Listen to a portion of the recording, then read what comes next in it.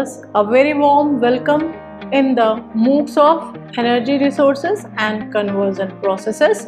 I am Dr. Shweta Tripathi, Assistant Professor in Mechanical Engineering, School of Engineering and Technology, Indira Gandhi National Open University, New Delhi.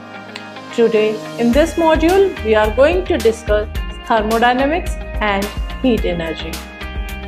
The learning outcomes of this module are the knowledge of the laws of thermodynamics, to understand the concept of temperature, to understand the thermodynamic properties, and at the end of this module, you will be able to apply the knowledge gained in solving the numerical problems of heat and thermodynamics.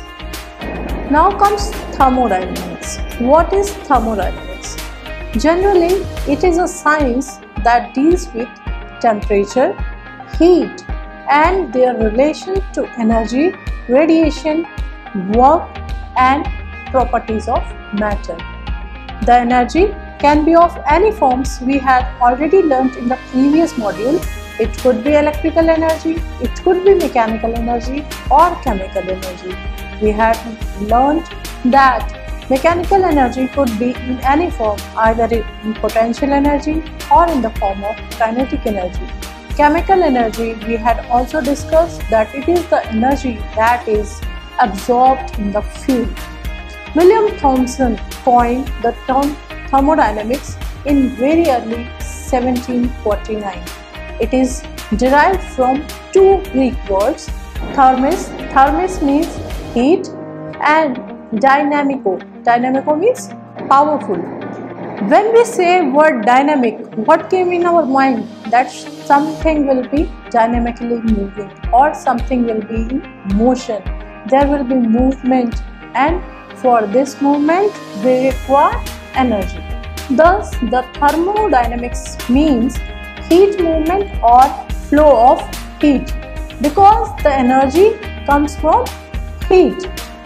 Thermodynamics is the branch of physics which is concerned with the relationship between the forms of energy and heat. We can define thermodynamics as that branch of physics that deals with the heat and temperature and their relation to energy, work, radiation, and properties of matter. What are different energies, how temperature will be measured, how heat will be measured, what is work, and what are the different properties of matter, we are going to discuss today. Now, to be very specific, this thermodynamics actually explains how thermal energy is converted into another form of energy and how matter is affected by this process. Thermal energy is the energy that comes from heat, and this heat is generated by the movement of tiny particles within an object. The faster these particles move, more amount of heat will be generated. Now, what is thermodynamic process? What is this? What is we are calling as process, thermodynamic process? It is a passage of a thermodynamic system from an initial state to a final state of thermodynamic equilibrium. Now, what is thermodynamic equilibrium? So, to understand equilibrium, we have to discuss the zeroth law of thermodynamics. What are these laws? Actually, in thermodynamics, there are 4 laws. We are going to discuss zeroth law first. The zeroth law of thermodynamics defines the fundamental physical quantity like temperature. Generally, these laws of thermodynamics define the physical quantities like energy, temperature, entropy that characterize thermodynamic systems at thermal equilibrium. So, first, what comes? Thermal equilibrium. First, it is important to understand thermal equilibrium. What is thermal equilibrium? So, for thermal equilibrium, we have to discuss zeroth law of thermodynamics. All the law of thermodynamics represents how this quantity behave under various circumstances. Energy, any physical quantity, how it will behave at various circumstances. So let's first discuss thermal equilibrium, and for that let's discuss zeroth law of thermodynamics. Zeroth law of thermodynamics is the basic for the measurement of temperature. It states that two bodies which are in thermal equilibrium with a third body are in thermal equilibrium with each other. Let us say the temperature of A and B are equal, and the temperature of A and C are also equal. So what will happen? The temperature of A and B are equal, A and C are equal, so B and C are also in equilibrium. This is what zeroth law of thermodynamics says. Let us consider an example. We have two cups A and B, and both are having boiling water. When thermometer is placed in cup A, thermometer will also get warmed up by the water till it reaches 100 degrees centigrade. After 100 degrees centigrade, thermometer is not rising, so it means that thermometer has come to the equilibrium with the temperature of cup A. So when it reads 100 degrees centigrade, we say that thermometer and cup A are in equilibrium with each other. Now when we move the same thermometer to cup B, similar thermometer we have placed in cup B to read the temperature. Then it continues to read again 100 degrees centigrade. So what does it mean? That thermometer and cup B are in the thermal equilibrium, and it has the temperature is 100 degrees centigrade.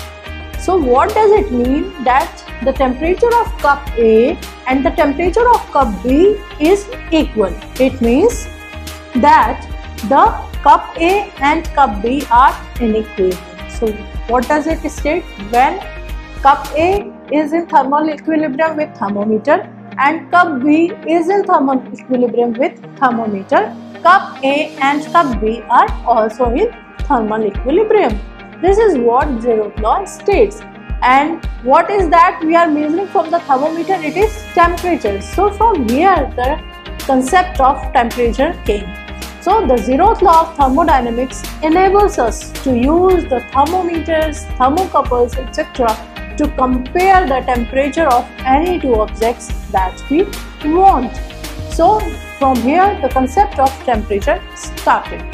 Now the first law of thermodynamics. What is the first law of thermodynamics? We had discussed in our previous module also that energy cannot be created. Energy is neither created nor destroyed. It can be transformed or changed from one form to another. So this first law of thermodynamics is basically known as the conservation of energy principle. Energy is always conserved. It is neither created nor destroyed. Sometimes this law seems abstract, but if we look at few examples of the first law of thermodynamics, we will get a clear picture.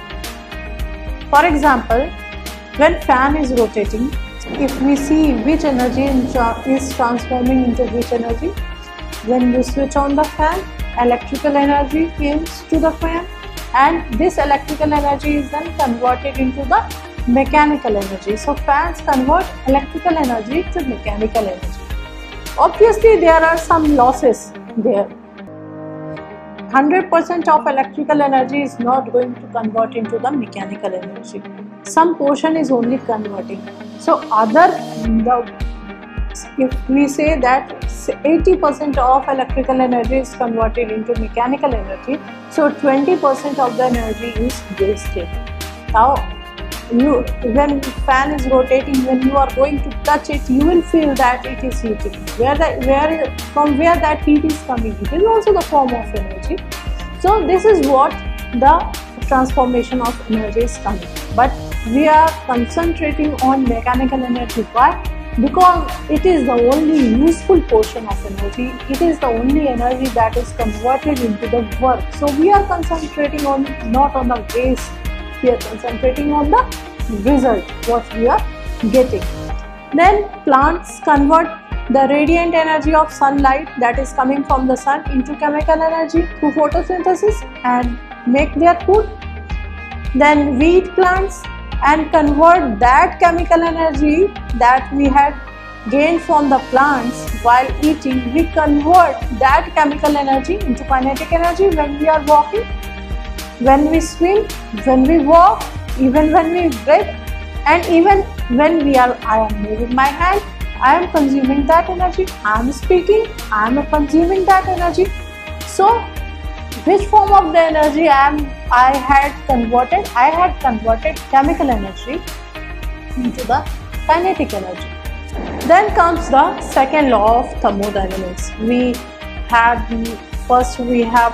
explored zeroth law and knew about the temperature. From the temperature, heat came. Then we discussed the first law of thermodynamics, which says that heat and work and internal energy are if we talk about the closed system, Q is equal to W plus delta E. Whatever heat will be converted into useful work and some internal energy will be there.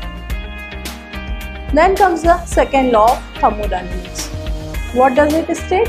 It says that energy in the form of heat only flows from regions of higher temperature to that of lower temperature.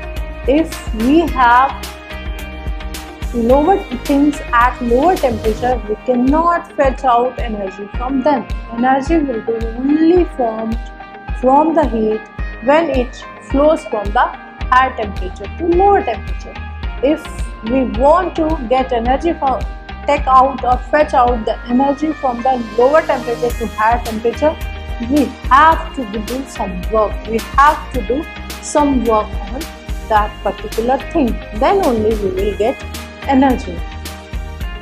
Many individuals take this statement lightly and for granted, but it has an extensive impact and consequence.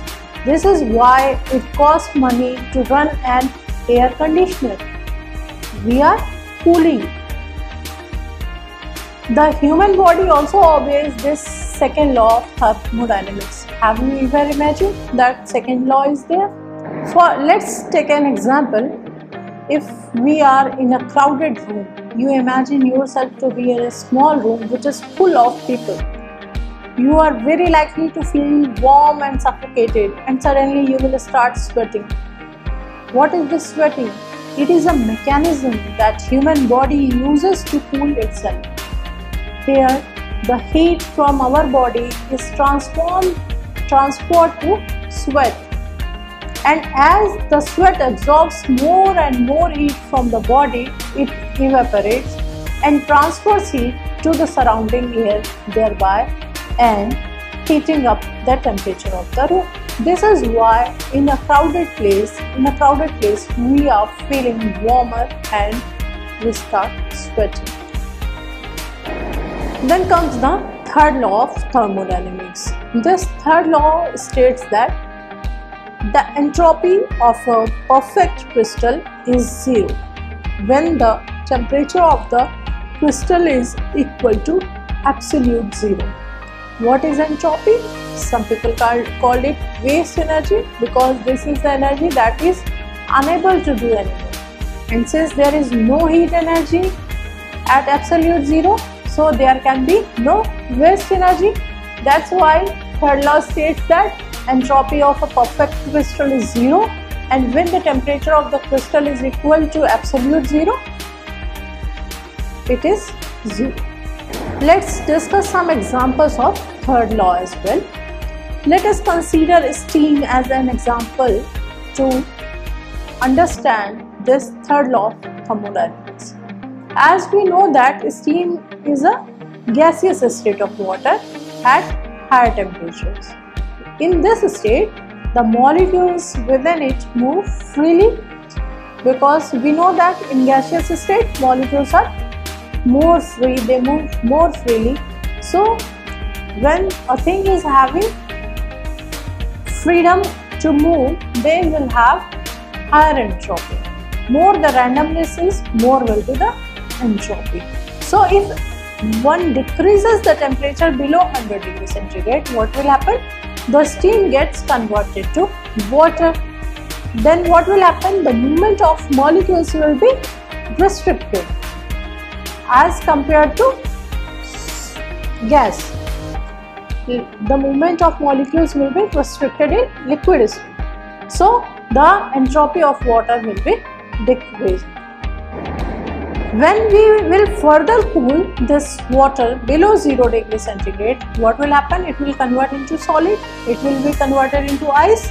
Then what will happen? In this state, the movement of molecules is further restricted, means the molecules are not moving anymore, it is even less than liquid state, and the entropy of that system will be reduced more.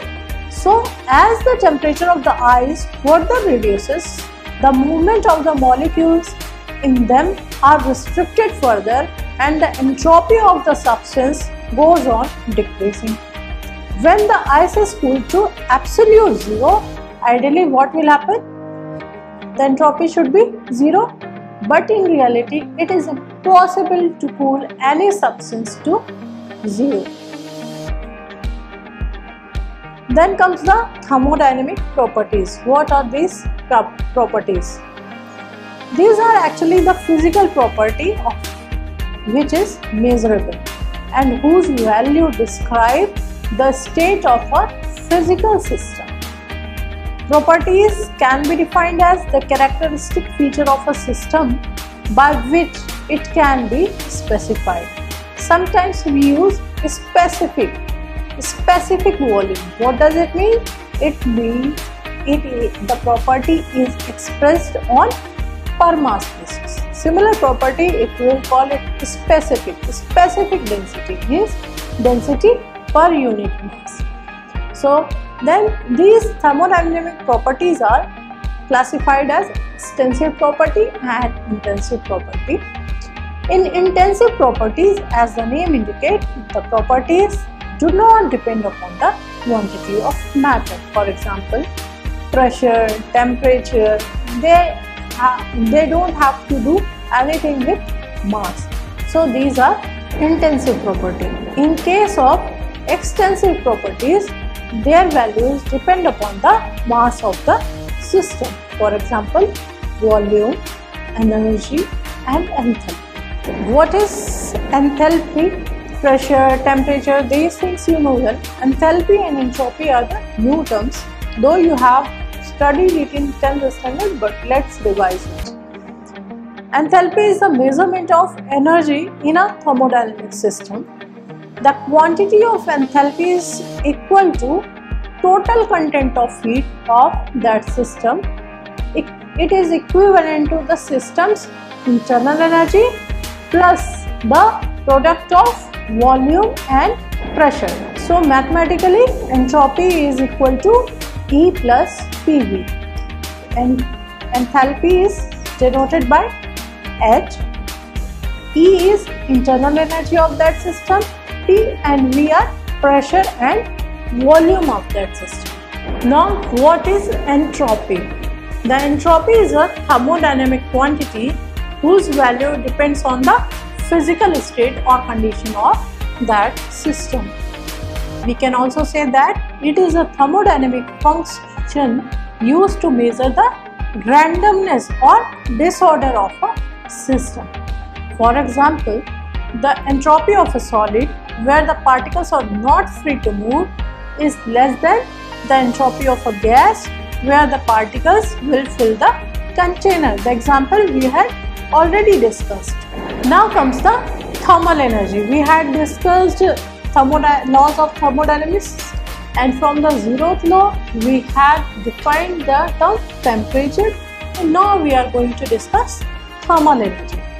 Temperature and pressure are related to energy. Both are intensive property and are related to energy contained in a substance. Actually, heat is a form of energy and temperature is a measure of its thermal effect. Don't confuse with heat and temperature. Heat is a form of energy and temperature is a measure of its thermal effects. Thermal effect of, if temperature is measured in degrees centigrade in Celsius scale generally, we use Fahrenheit and Kelvin also. When we use to measure temperature in Kelvin, it is absolute temperature. We may also recall that steam engines that were used earlier in railways, where the heat energy was used to rotate the flywheel of those engines. We make use of heat energy daily in diverse areas. We get electricity in our homes. Where does it comes from? Thermal power station. Then what is pressure? It is an indicator of stored energy. The steam at high pressure contains more energy than that at low pressure. Then comes the internal energy of the substance. What is internal energy of substance? It is thermal energy. So thermal energy is basically the internal energy of substance. The energy that is inherited in any substance is its thermal energy. For example, geothermal energy, it is also an example of thermal energy. Motion. What do you understand by motion? The movement of substances from one place to another and the energy associated with the motion. What are the examples?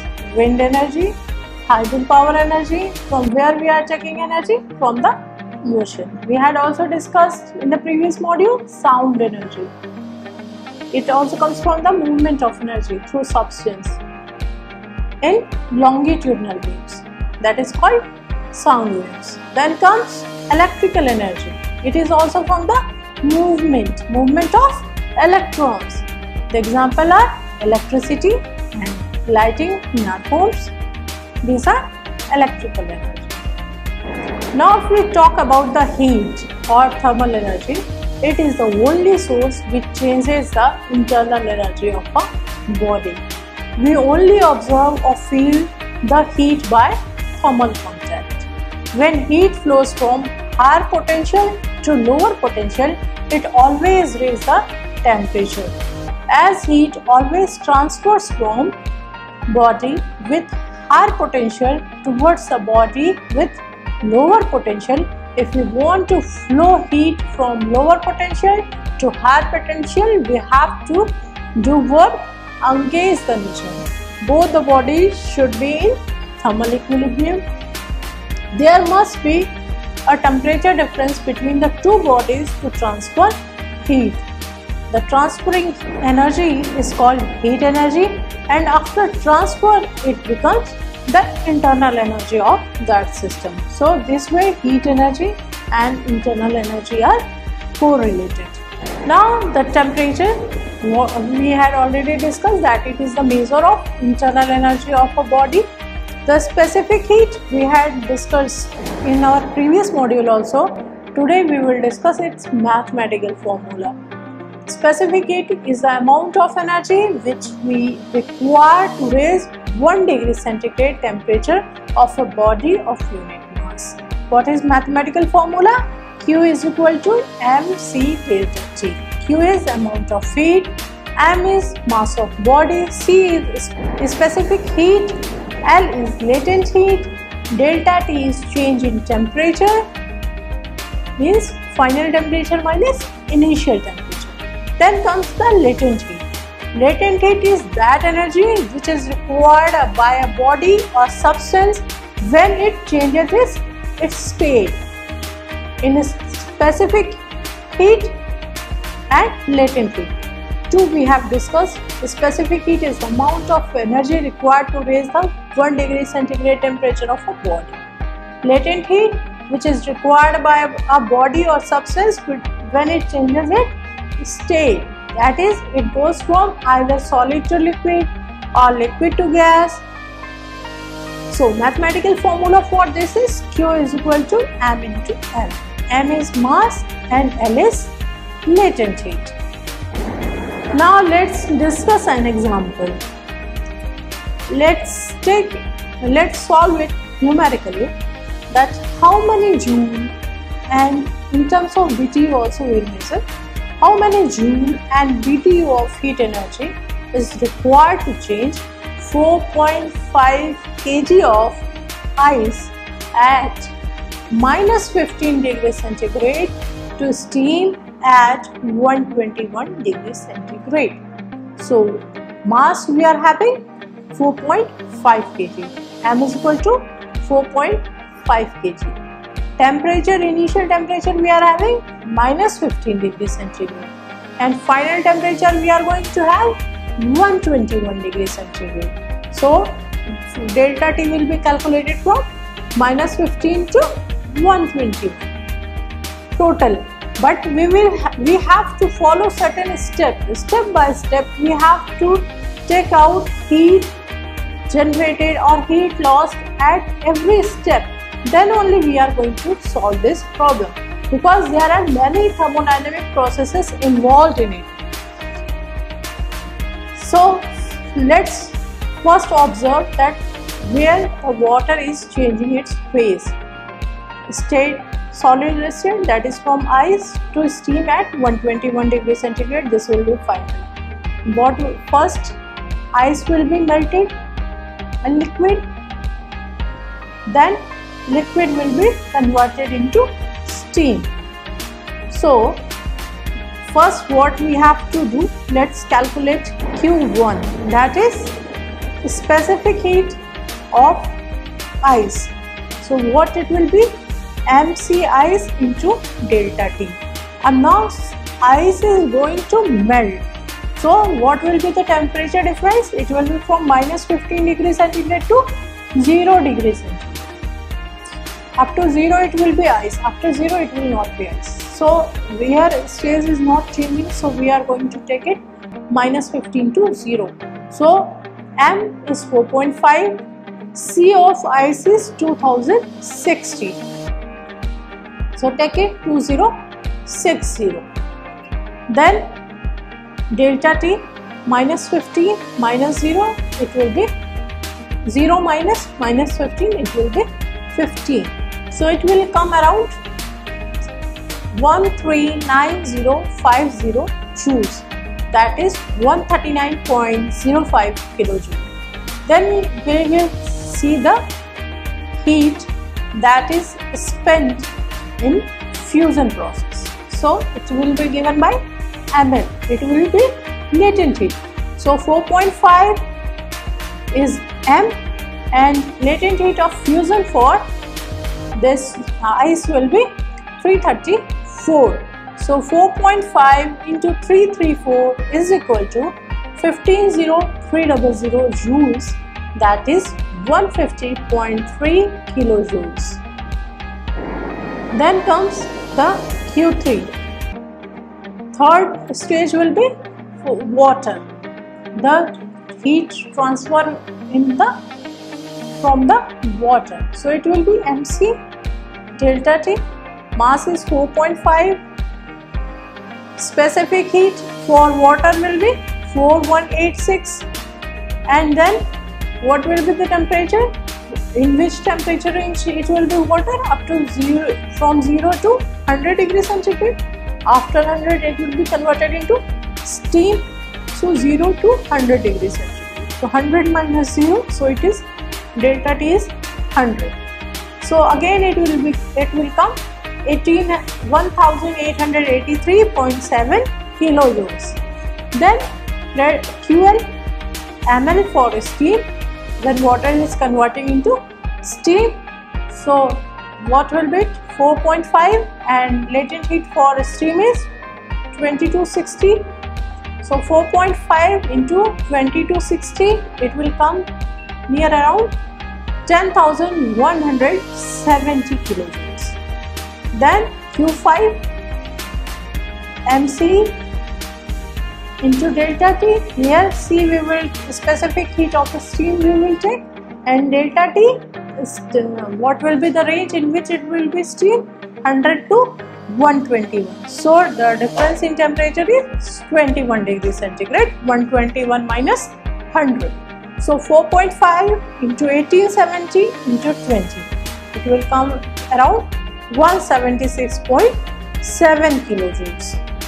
Now to take an account of total heat transfer, you have to add all the heat that you had calculated. So let's add all the Q, then it will come around 13.8 into 10 to the power 6 joules.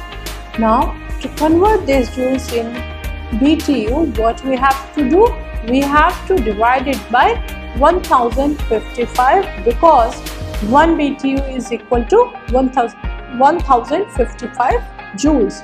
So in megajoule we have got 13.8 and in BTU we have got 13,149 BTU. Now let's see another numerical problem. A rapidly spinning paddle wheel raises the temperature of 20 ml of water from 21 degrees centigrade to 25 degrees centigrade. Now we have to calculate the work done in this thermodynamic process. We have to calculate the heat transport and we will use specific heat of water here. Why? Because it is going, temperature is ranging from 21 to 25 degrees centigrade and we have already used C of water. What was it? It was 4200 joule per kg. So let's first find out the work done. As we know from the first law of thermodynamics that work done is equal to energy. So we have to find out heat energy. So how we will find out heat energy? Q is equal to mc delta T. Why? Because there is no the state is not changing, so we are not going to calculate latent heat. We will calculate only Q is equal to mc delta T. Q is quantity of water 20 ml, so mass is equal to 0.2 kg. Why mass is equal to 0.2 kg? 1 ml is equal to 1 gram, 200 ml is equal to 200 gram and 200 grams are equal to 0.2 kg. So at 4 degrees centigrade, difference between 25 and 21 is, so delta T is 4 degrees centigrade. Then C of water I had already told 4200 joule per kg for water. Then putting these values in the formula, 0.2 into 4200 into 4 and it will come 3.360 kilojoule. So what is the work done in this thermodynamic process? It is 3360 joules. Then what is the heat transfer in this process? The answer is there is no heat is transferred in this process. It is simply conversion of energy from one form to another, from which it is transformed from mechanical energy into heat energy. There is no heat transport. We have discussed that chemical energy stored by molecules can be released as heat during chemical reactions. When a fuel like methane, cooking gas or coal burns in air, or we take food.